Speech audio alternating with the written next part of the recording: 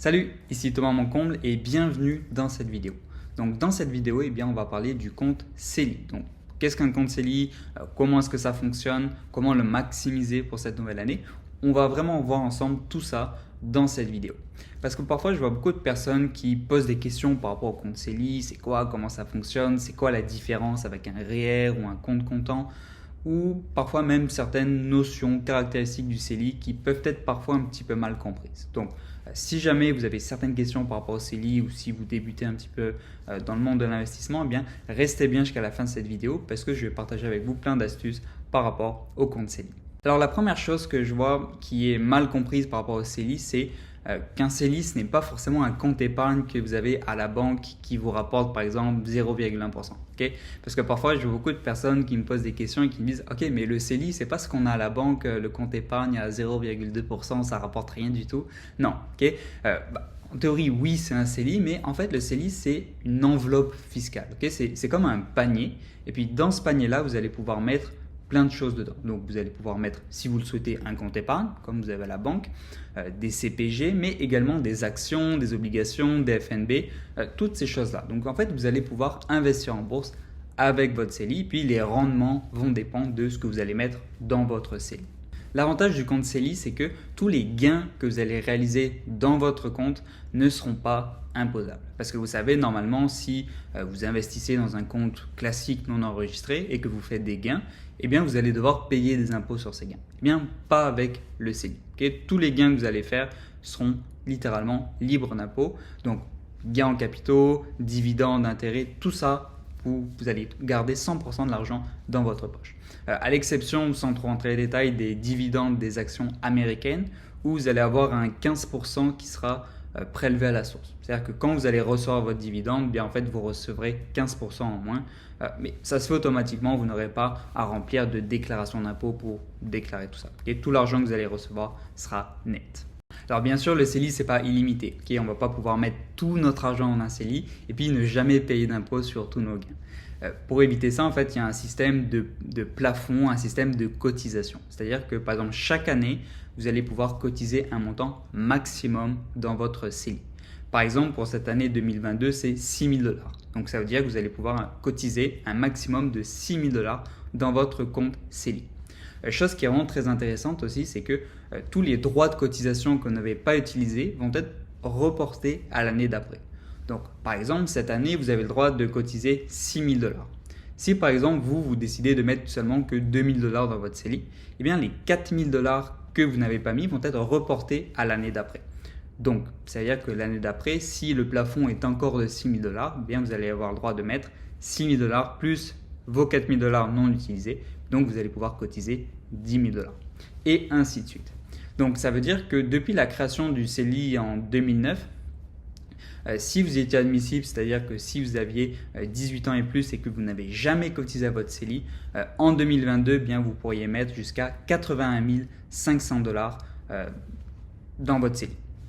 Puis ensuite, tout cet argent va pouvoir fructifier en étant libre d'impôts. Donc, c'est vraiment super intéressant. Puis, je vous recommande fortement d'ouvrir un CELI puis de mettre en priorité votre argent dans votre CELI. Chose aussi qui est pratique avec le CELI, c'est que votre argent est toujours accessible en tout temps. Ça dépend des investissements que vous faites dedans. Par exemple, si vous avez des CPG, parfois votre argent est bloqué pendant 2 ans, 5 ans, peu importe, mais c'est quand même des cas spécifiques. Si dans notre cas, on investit par exemple en bourse et vous achetez des actions avec votre CELI, en tout temps, vous allez pouvoir vendre vos actions et puis faire un retrait puis récupérer votre argent. Ça, c'est vraiment super bon. Ce qu'il faut garder en tête, c'est que l'argent que vous allez pouvoir retirer, vous allez pouvoir le remettre l'année d'après dans votre CELI. Donc, par exemple, si vous avez maximisé votre CELI, vous avez 81 500 $ dans votre CELI pour cette année 2022 et que vous décidez de retirer 10 000 $ de votre CELI, vous allez devoir attendre l'année prochaine, le 1er janvier prochain, pour pouvoir remettre ces 10 000 $ là. Parce qu'en fait, tous les 1er janvier, toutes les cotisations vont s'actualiser. Donc, c'est-à-dire que c'est là que vous allez avoir le nouveau plafond, par exemple les 6 000 $ qui vont être ajoutés.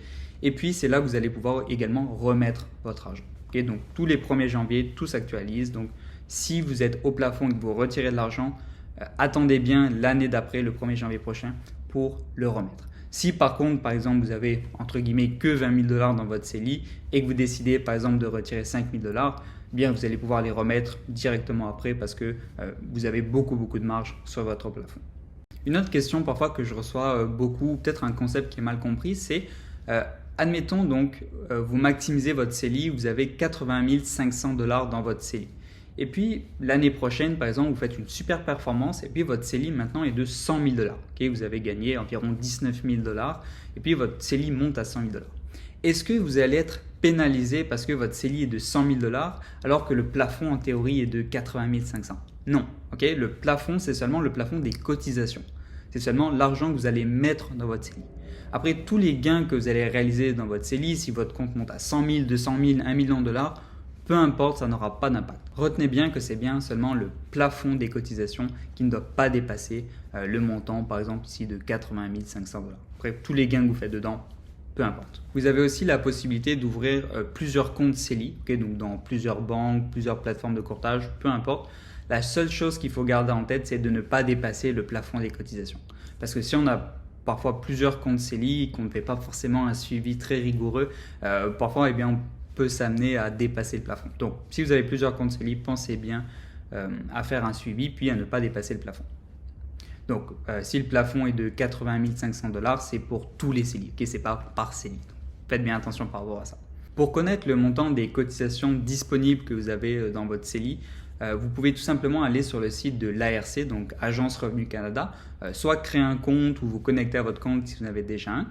Puis donc vous allez pouvoir accéder à toutes vos déclarations d'impôts, etc. Mais vous allez avoir une section où vous allez pouvoir voir les cotisations que vous avez de disponibles pour votre CELI. Okay, donc, si vous n'êtes pas sûr exactement si vous étiez admissible en 2009 ou peu importe, dans cette section-là, vous allez pouvoir voir votre CELI, puis toutes les cotisations que vous avez de disponibles.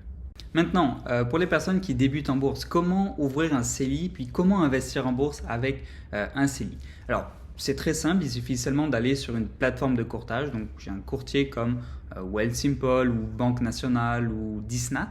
Et puis, en fait, vous allez tout simplement pouvoir ouvrir un compte CELI dans les paramètres d'ouverture de compte. Et puis ensuite, vous allez pouvoir cotiser à votre CELI, donc mettre de l'argent dans votre CELI, puis ensuite acheter des actions, des FNB, choses comme ça. Je vais vous mettre en lien dans la description une vidéo que j'avais faite sur Wealthsimple l'année dernière où en fait je vais vous montrer comment ouvrir un compte CELI puis comment acheter vos premières actions avec votre compte. Donc je vous invite vraiment à la regarder, je vais mettre ça en dessous dans la description. Également, chose aussi que j'aimerais vous mentionner rapidement, c'est faites attention de ne pas faire de day trading dans un compte CELI. Okay, c'est totalement interdit.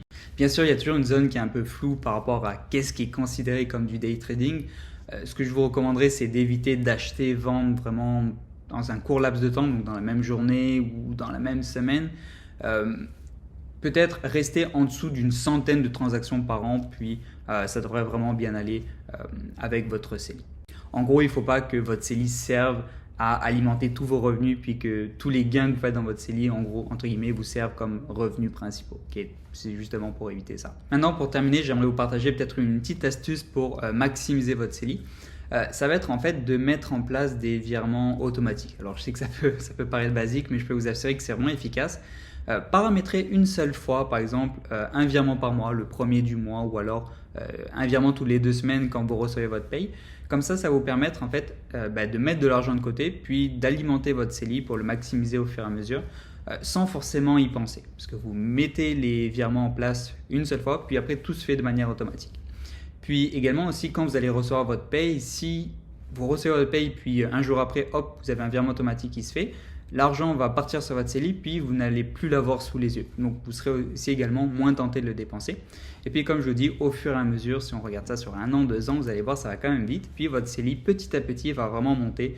Puis, vous serez vraiment content du résultat. Donc, pensez à mettre en place des virements automatiques. Ça peut paraître simple, mais je peux vous assurer que c'est vraiment super efficace.